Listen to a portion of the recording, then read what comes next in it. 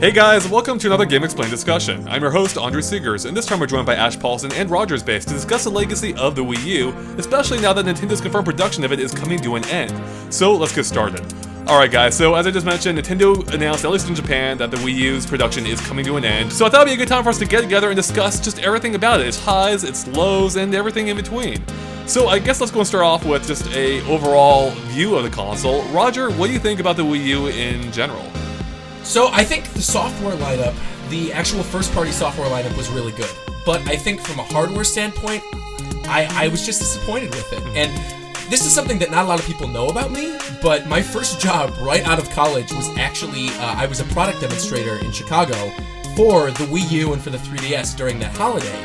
And it was funny because a lot of people would come in and they'd want to buy, their new Nintendo games. They want to see what the latest and greatest thing was. And so many people right from the get-go were like, what's this tablet for the Wii that I've been hearing about? And then when you explain, like, oh, it's a new system, it's got all these awesome games, like, it did fine on launch day. I was there on launch day, selling the systems. But as time went on, people were still very confused, even like months in, about whether or not this was an entirely new system. So I think keeping the Wii name and changing it to like Wii U instead of just calling it like a Super Wii or Wii 2, making it Wii U, it sort of just seemed like it was an extra peripheral, and I think that was the wrong way to go about it. And then obviously, we know how the system ended up. So.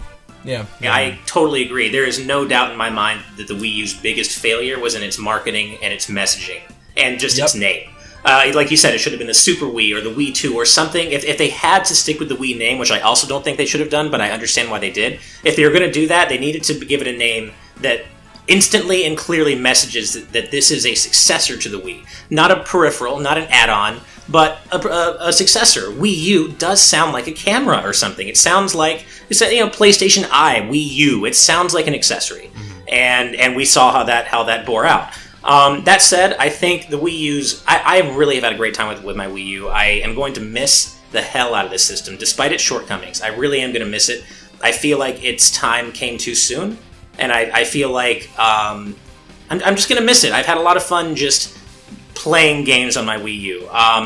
But I think the Wii U's greatest legacy, maybe, is that it served its function as the first HD Nintendo console very well. It had a really good software lineup, fantastic first-party games, and, I think it fulfilled that function of being the Wii HD that we all envisioned back when we were wishing the Wii would have, HD support.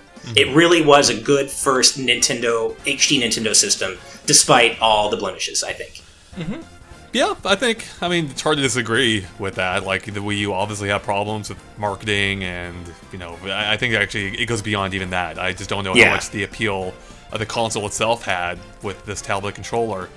I like the Wii U. I know people, I saw one comment recently be like, I hope you don't discuss this news, because I know Andre's going to rag on the GamePad some more. And don't get me wrong, there'll probably be a little bit of that.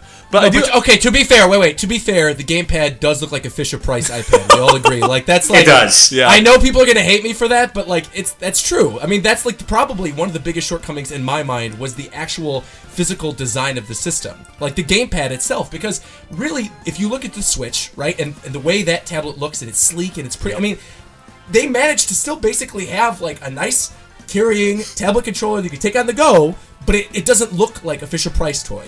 And obviously, I get why they went with the plastic, and, it's a kid's system. There's going to be kids who are playing it. They're not going to, they don't want kids to drop it and then break it. But, man. It's just like the GamePad, I actually, like I said, I think the console looks fine. It's just the GamePad that I have a problem with. Well, one problem with the console, though, is that it looks like a Wii. So, again, it adds to that confusion. Right. What is it? Right. I agree. Like, the look of the GamePad certainly didn't help. For me, like, that didn't matter at all.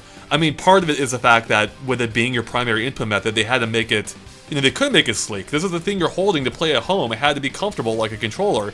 And granted, it's not the most comfortable controller there is, but I think they did a pretty good job with it, whereas with the Switch is a little bit different, because when you're at home, you're not going to be playing, you're probably not going to be playing holding those main controllers. You might be using the grip for one, or the Pro Controller as well, right? So we don't know how the comfort's going to compare. So it is hard to compare directly. But yeah, the GamePad overall, like, my perspective on it is a little bit different, because I think at least I think it's different. I don't know. maybe I'm not a unique snowflake at all, who knows.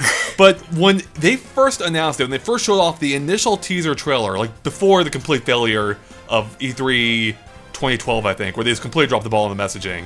When they the fireworks? Yeah, God, Jesus. I was there! Don't even get me started. Oh, yeah, man. Man.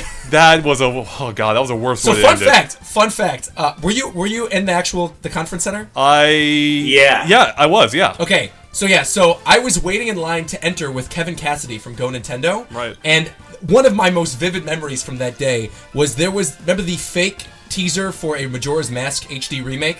That dropped online, and it dropped the day of that conference. Time. That dropped while we were in line for the conference, and we all thought that was going to be Reggie's one last big announcement at the ending. Nope. And then when it was the fireworks, I looked behind me, and Kevin looked at me, and I looked at him, and we both just shook our heads. And that's like, that's one of the key memories from that press conference to me. That right there hits. That hits the messaging problem right there. Yeah. Like they made it look unexciting. Like first off, and even before how they ended it, like it didn't go well with how they were breaking down Luigi's Mansion in Nintendo Land, which felt like how you explain a joke when you have to explain we have to explain the fun is not fun, and that game isn't that complicated, but it took 15 minutes to explain what it was when they should have just showed it being played. And that's part of the problem. Like, it didn't have the instant communication that the Wii had, where you see people swinging a controller like a tennis racket and having fun. So yeah, that was a big issue. But getting back to with the initial unveil, I was excited, but they showed you doing all these cool use scenarios with it, like putting on the ground, or seemingly cool use scenarios, like with it acting as like a second screen, like a second view into a world. Like how with Wii Sports, it showed you using a Wii remote and playing golf, and you see the golf ball like fly off the controller screen and into the TV. And that seemed cool. The problem was Wii Sports didn't launch for like, a year or sometime after the Wii U came out when no one cared anymore. Right. And it just hinted, I felt like the initial unveil hinted at things we never saw the full potential of. And that's my biggest issue with the Wii U, is just that it has some great games, like some truly great games. But the potential of the gamepad itself was never fully lived up to. Like they made some good use of it, but I felt like there was so much more they could have done with it. Even Nintendo, like it wasn't until the E3 2014 when they announced Star Fox Zero, I guess 2014, right? When they started announcing games that like started to take advantage of the gamepad. It's like, well, it's too little, too late now. I don't know. So that's where I fall on it. I actually was really excited for the gamepad concept. I wasn't down on it from day one, like some may have. I just felt like Nintendo never fully lived up to its potential. Yeah, I think the 2011 conference, like you brought up earlier, was cool, where you saw people playing golf or throwing shuriken. Like you said, it was the 2012 one where I think they sort of messed it up. And actually, going off of that a little bit, I actually really like Nintendo Land. I thought it was a great demonstration of some of those games, especially asymmetrical multiplayer. That's genius. And that's something we haven't seen even Nintendo dabble in with since. It's like they were afraid of the initial success or unsuccess of the Wii U and completely stepped away from the asymmetrical multiplayer. And strangely enough, that's something we've actually seen embraced by their competitor, being Sony, with the PSVR and the PS Playroom, which is very much like Nintendo Land, where you have one person with their different view on the headset and everyone else playing on the TV. Don't worry, Andre. Nintendo Land 2 coming to Nintendo Switch. You heard it here first. I hope so, man. I think you touched on something really important there, Andre, and that's the fact that Nintendo Land is still one of the best and only uses of the Wii U gamepad's unique functionality 4 years later. It is still one of the best, and because there hasn't been much since, except for like Game & Wario, and what else? I'd argue Mario Maker. Mario Maker was probably. I would argue Mario Maker, and I would also argue something that I think flew under a lot of people's radar was that I reviewed was Fatal Frame: Made into Black Water. That game made some of the best use of the gamepad out of any game in the whole Wii U library.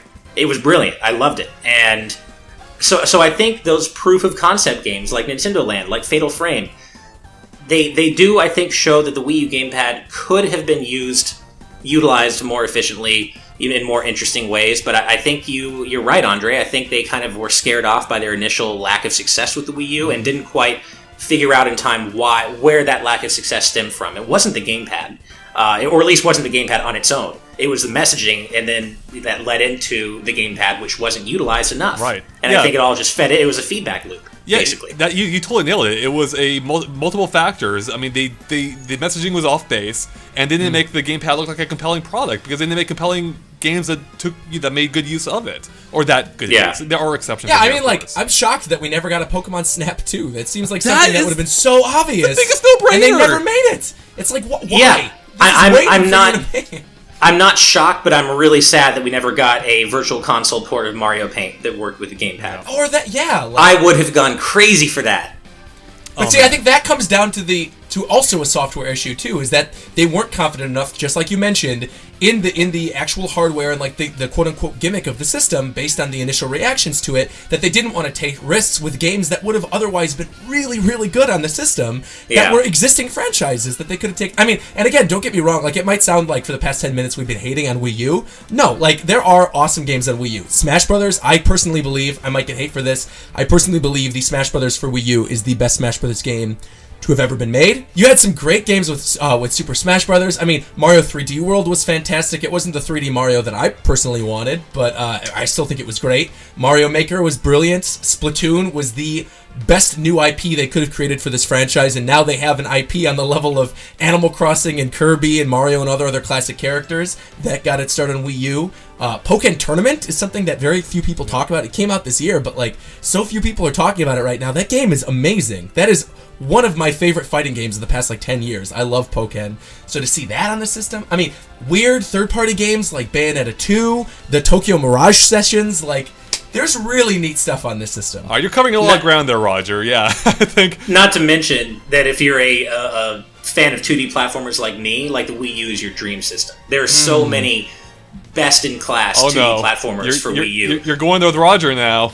Yeah, I was gonna say I'm gonna stay quiet. I don't need people hunting me down. So that's I know. I actually just now remember that you don't feel quite the same way I do about 2D platformers. But be that as it may, that they're one of my favorite genres, probably one of my top 2 favorite genres. And the Wii U is a dream for fans of 2D platformers. You've got Donkey Kong Country Tropical Freeze. You've got Yoshi's Woolly World, which I also adored. And then you have perhaps the most influential 2D platformer in recent memory, and that's Shovel Knight.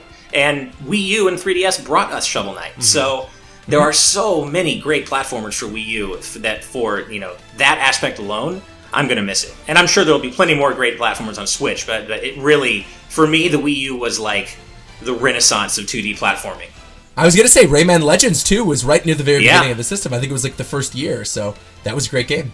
And I also think you touched on something important with Tokyo Mirage Sessions. Like Wii U has some great, very uniquely Japanese-focused games, too. Like, you don't really see a lot of console JRPGs on Nintendo systems, but Tokyo Mirage Sessions is up there with the best of them, and I love that game exists at all on Wii U. Yeah. Yeah, whoever gets that would be a thing that exists, right? Yeah, exactly. Especially on a Nintendo system. That feels like a game that would be on PS4. Right. Fire Emblem Idols is definitely not something I think anybody ever expected. Exactly. All right, so I guess let's go ahead and start breaking that down a little bit then. And we covered a lot of ground there. I think there's more room to explore within some of those things. So I don't know how we want to do this. Maybe like just list off things, particular things we thought that Wii U did well or maybe didn't do well. I'll start off here with a high note, and this is touching on some of the things that the GamePad actually was used for. And I think there are actually 4 games I have here that I think made good use of the GamePad. More specifically with games I actually really liked. So we kind of touched on these a little bit already. There was Super Mario Maker, which I think Super Mario Maker is a great game. And this maybe should just be its own section. Mario Maker is awesome. That is a game I've wanted from Nintendo for so long, being able to create your own stages, and it worked perfect with the GamePad. I don't think Nintendo has had a better input method besides maybe the 3DS, of course, for the system. And it's a game that actually might not work as well on the Switch, given what we know about that, at least when you're playing it on the TV. So Mario Maker was great. Splatoon, another game that made good use, if not, huge use of it, but the ways it did make use of it worked really well. Whether you being able to just tap on a teammate to fly there, or jump to their location, and then having that constant map. Normally, I'm not a big. This kind of gets into one of the problems of the GamePad. I'm generally not a big fan of switching my focus from one screen to the other. It breaks my concentration. I get confused. Like Star Fox Zero, that was a huge hurdle for me. Like switching screens, just because even though you're looking at the same basic area, I got confused with where I was looking at, and it took a long time to get over that hurdle for me to actually enjoy the controls. Splatoon didn't have that problem. I thought it worked great in that game. And then another game that I thought made really good use of the GamePad, Legend of Zelda: The Wind Waker, and that's something that really surprised me because, well, I wasn't a huge fan of Wind Waker originally, and I thought the gamepad added so much to it on top of the other improvements it made, like the faster sailing. But I loved just being able to easily switch my inventory on the gamepad, especially while you're sailing. It gave you something to do. You could play around with the inventory, which you couldn't do on the GameCube because you had to pause the game, which defeated the purpose of doing it while sailing. So I think those for me are along with Nintendo Land, are the key examples of smart use of the gamepad on the Wii U. I just wish there were more games of it. The fact that I only have really 4 examples here kind of tells you one of the Wii U's problems. Could you imagine though, like, had the Wii U launched with Mario Maker and Nintendo Land, like the landscape, I honestly think would be totally different. I think this system would have hit the ground running. I honestly, truly believe that, because Mario Maker, I feel, is like there are amazing games, and Mario Maker probably isn't even my favorite game on the system. But I think when you're thinking in terms of killer apps, a game you need the gamepad for that utilizes an iconic Nintendo character that would sell. I mean, Mario Maker is that game. Yep. Had they launched with Mario Maker, I truly believe this system could have been a success. I mean, well, I don't want to say could have been a success. Some people are going to come after me, but I think we all agree, more of a success, exactly. It wasn't as successful as I think a lot of us anticipated. So. Yeah, I mean, although I'm not sure having any game at launch, including Super Mario Maker, I don't know if any game could have saved it from Nintendo's horrendous messaging. Like, I really do think that was the death knell early for the Wii U, and I'm not sure having anything at launch would have really saved the system in the long run, considering all marketing and messaging factors were the same. True. Well, I don't think it helped, though, that they had New Super Mario Bros. U. I was going to mention that. No, it didn't. Looked exactly like the one for Wii that came out 2 years prior. That people were like, "Oh, I have the Wii version. Why would I want this?" So that's actually a low point for me. I was going to mention, and this is kind of weird because I actually like the game. Don't get me wrong. I'm sick of New Super Mario Bros. Games. I think it's reached diminishing returns. Or I think it has diminishing returns within that series. But that was also probably the best New Super Mario Bros. Game. At the same time, it's the worst possible Mario game they could have launched with. It looked so similar to the Wii one. It, again, ties into your mixed messaging, or all of that. The point we agree on, the mixed messaging of the Wii U. It's just another confusing thing. But it looks like New Super Mario Bros. Wii, and it doesn't help the fact that they showed that game off the year earlier as New Super Mario Bros. Me, I think, or I don't know if that was the official title. Or even more so, going back to when I was working for them. I mean, that holiday, the big 3DS game was New Super Mario Bros. 2. Right. And every kid was like, "Oh, this game is awesome! You get all these coins, you've got Golden Mario. This looks really cool." And every kid was like super duper hyped to play New Super Mario Bros. 2. And they saw the U one, and they were like, "Oh, it's an HD, cool, but like this is what I like. I love playing with with like Golden Mario and the coins, and it's different and it seems unique." So I think it was kind of a missed opportunity to put that game on the 3DS and not put that game, the true sequel, on Wii U. I forgot about that. They were with that game. I will defend that game. That's my favorite New Super Mario Bros. Game. I love New Super Mario Bros. 2. Oh wow, that's something you don't hear too often. I didn't think it was bad. Yeah. I know it gets a bad rap. Yeah. I'd say. Oh, actually, I'm gonna say it's tied with Wii. I think New Super Mario Bros. Wii is tied with I'm surprised. Wii is really good. You think Wii's better than you? Yes. Yeah. Oh, by far. Yeah, that's not even a question for me. That's interesting. Wow. I don't know if it's by far for me, but I would have to say that Wii probably edges out you for me as the best new Super Mario Brothers game. They're very close for me, but I would say Wii might edge it out in terms of level warrants a little deeper dive. I think. What makes it better for you guys versus? I mean, I can see the diminishing returns angle. Like maybe you was too similar, but I'm trying to understand how you could think like the Wii one was better. I think, from what I remember, of course, it's been years since I played all the games, essentially, but from what I recall, I was consistently impressed by the level design in Wii, compared to the other, especially compared to the original, because I did not like the original, but on DS, I mean. But, I just really, I don't know, I think the level design was at its strongest, and it was a really solid, really strong 2D adventure, or 2D Mario adventure from start to finish. Whereas I kind of feel like it had some really strong high points, but it dragged at times too. The world map, the baby Yoshis.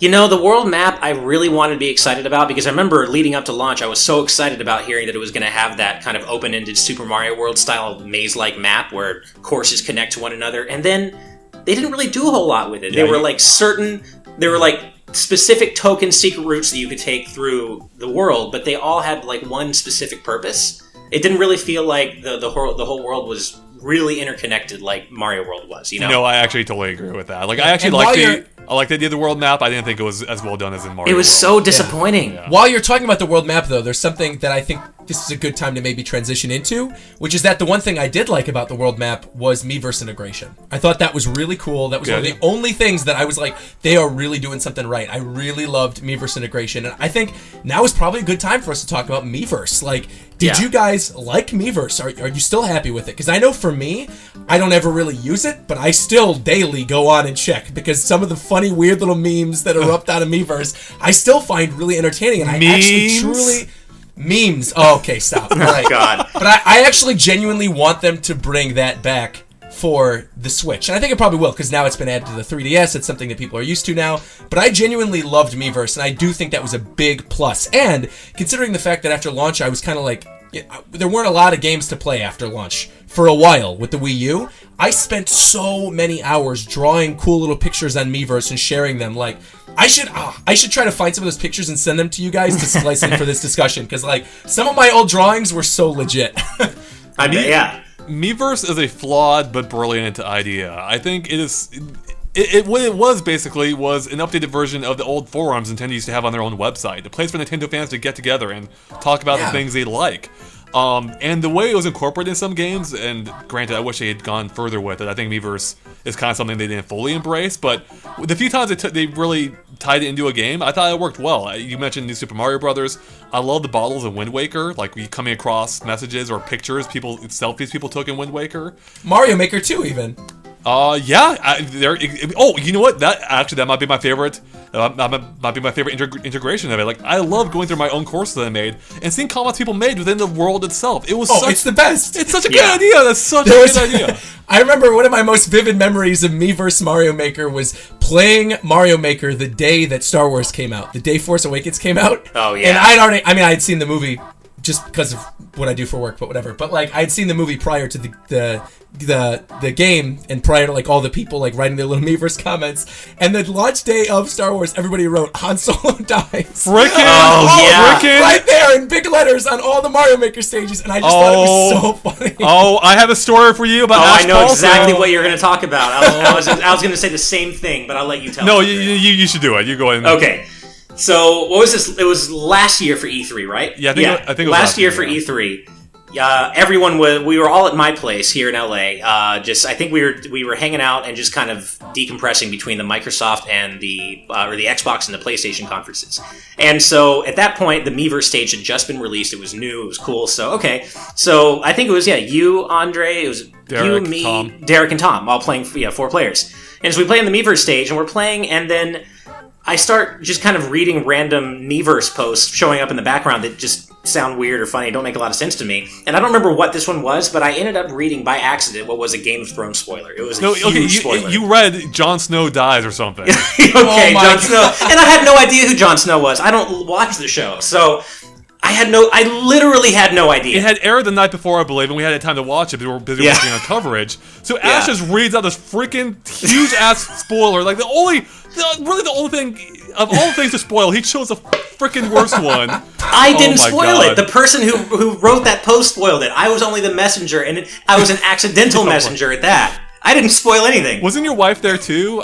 She was there too, and she was like, "Why would show, right? Yeah, yeah." She does. Not as much as you do, but she was like, "Oh, that's a huge spoiler." So I felt so bad because I'm like, at the same time, like, I feel like Miiverse. You guys kind of touched on this. It is a beautiful disaster, and it is social media as only Nintendo can do social media. Yes. It really, really is. And I think my favorite part about Miiverse is how it so quickly spiraled out of Nintendo's control, and they just kind of unofficially and quietly stopped trying to moderate it, because now you can go on Smash and play the Miiverse stage, and all sorts of vile, reprehensible things show up. No matter what. I was playing this morning with Kobe, and we were on the Miiverse stage, and something popped up. And Kobe's like a huge Sonic YouTuber, and something popped up in the background, and it's like, I found Kobe's dad, and it's like a sad little picture of Sonic, like with his hands up in the air. It's just like so funny. And it was on the Miiverse stage, and it's like, yeah, like you said, I don't know if they just stopped moderating it or whatever, but it's hysterical. I love it. Besides that, my bigger issue with Miiverse, and it kind of ties into a larger issue of the Wii U for me, so I guess this is a low point. Just in general about the Wii U, I like Miiverse, but how slow it was, and the Wii U's operating system in general is slow. And my favorite way of browsing Miiverse is just using the web browser on my computer. Because trying to load it up mid-game, it just took forever. It was so slow, and I never wanted to do it in-game because it just took too long. And I hope that's something they bring it back. I hope they fix that. Like, I hope it's like running concurrently with the game, so you never have that load time and that just dragging down the experience. You know, I would say the user interface and the general, you know, like the menus and just how quick the system is, I would call that both a low point and a high point, because obviously when the Wii U launched, it was unconscionably slow. It still is.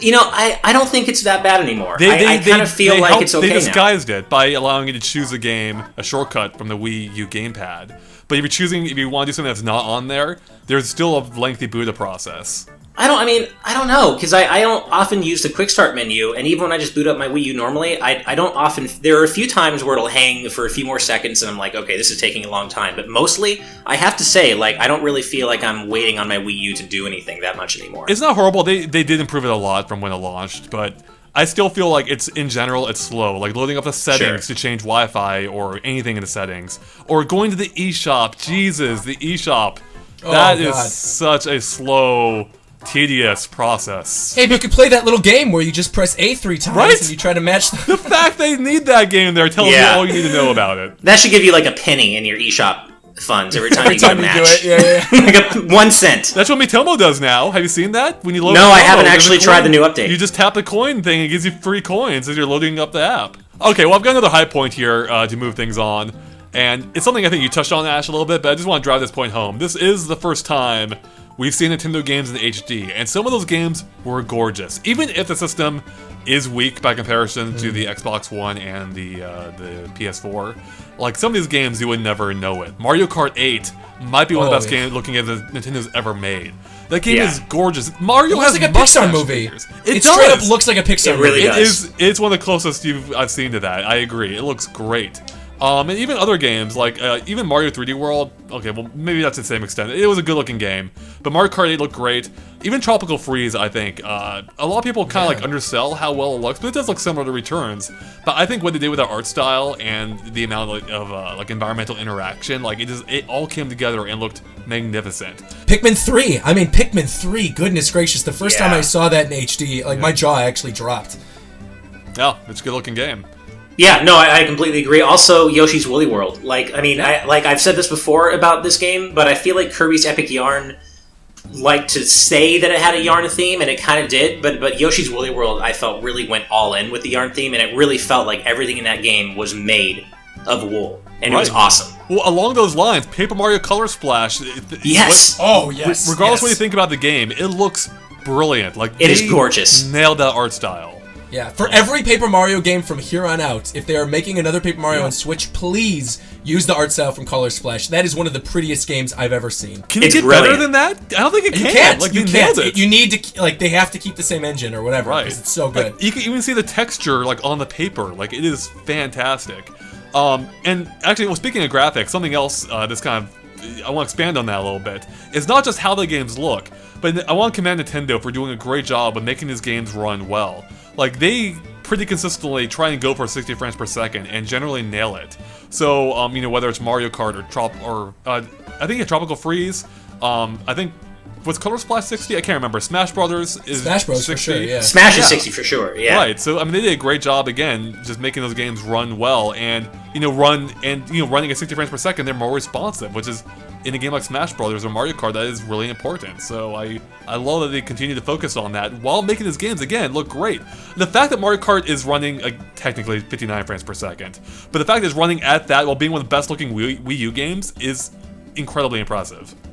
No, I agree. And you actually just brought up a great point about Smash. I think Smash unfairly gets left out of a lot of conversations about really amazing looking Wii U games. And I think that's partially because it is a simpler looking game in general, and also it didn't really do a lot to distinguish itself stylistically from Brawl, which is its own, that could be its own argument. But Smash looks incredible. I mean, you've got these really gorgeously detailed character models, and everything runs at a smooth 60 frames per second with no hint of slowdown, even on 8-player Smash. And even if you're not on 8-player Smash, all these, these gorgeous stages with all these explosive effects Yeah, happening. I mean, in the Orbital background. Gate. That's the one that sticks out in my head for sure. The Orbital Gate stage is like amazing. Just when you're Midgar. flying on the back. Oh, Midgar. Oh my god. Bahamut Zero. That summon looks so good, and I'm like, Smash Wii U really just looks astounding in my opinion, and I feel like a lot of people just pass it over as just looking like another Smash game, and it's like, no, this was Smash in 1080p at 60 frames per second, smooth, and every character model looked wonderful.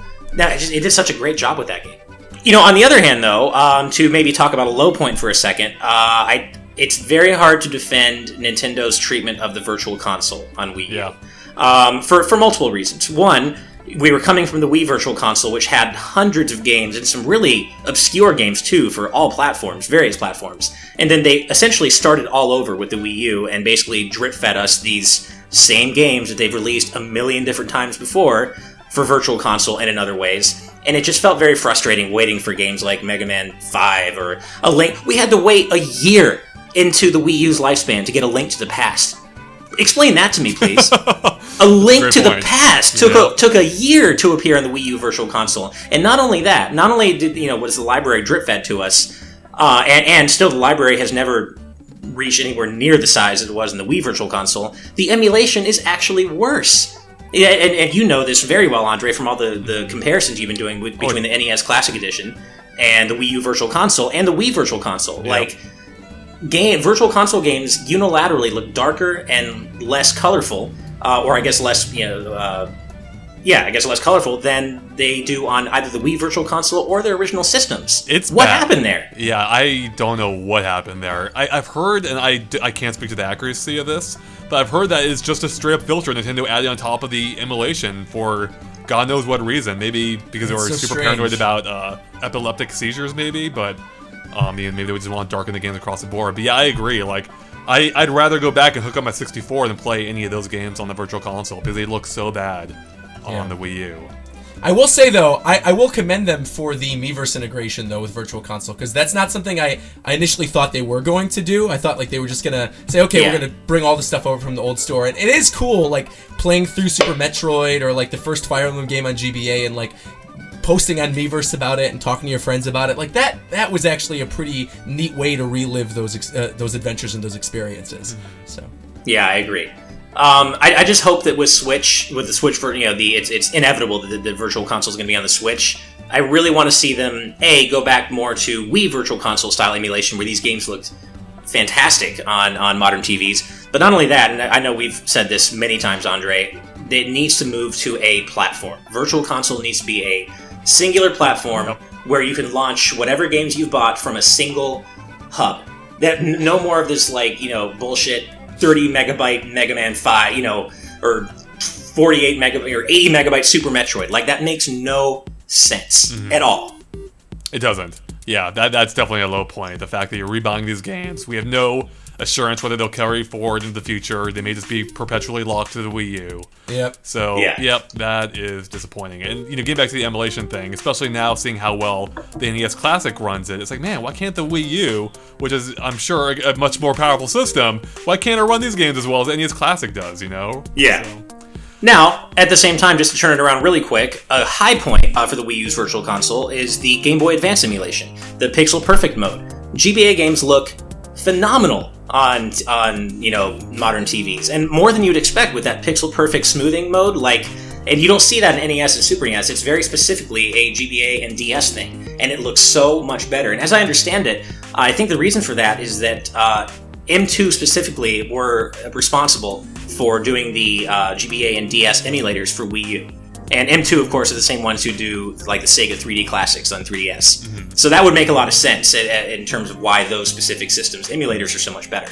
I was going to say, as a low point, back to the Virtual Console, one last thing, is I am still shocked we never got GameCube on Virtual Console. We got Wii games on Virtual Console. We have Metroid Prime Trilogy, and I mean, sure, you're playing them through the Wii mode on the Wii U, but still in all, I am blown away that we never got GameCube Virtual Console, and that's something I sincerely hope is in the Switch.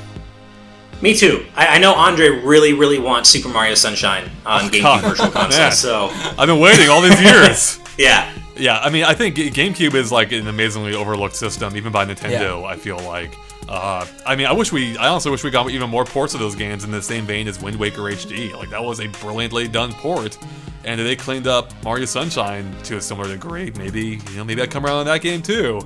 So give me a new HD remaster of Baten Kaitos from GameCube, please. Nice. And they own Monolith Soft now. They could do it. Yeah, there are so many just fantastic GameCube games, and you know what? Here, actually, that kind of reminds me, and people are gonna be really tired of me saying this now, but this kind of reminds me of another, well, high point and low point. So I want to balance this out. But unfortunately, you're going to have to wait a little bit longer to hear my high point and low point as we're cutting off the discussion here. But don't worry, we'll be back soon in part 2 where we'll discuss even more highs and lows of the Wii U. Alright guys, thanks for watching, and of course stay tuned to Game Explain for more on Nintendo and other things gaming as well. Catch you later, bye.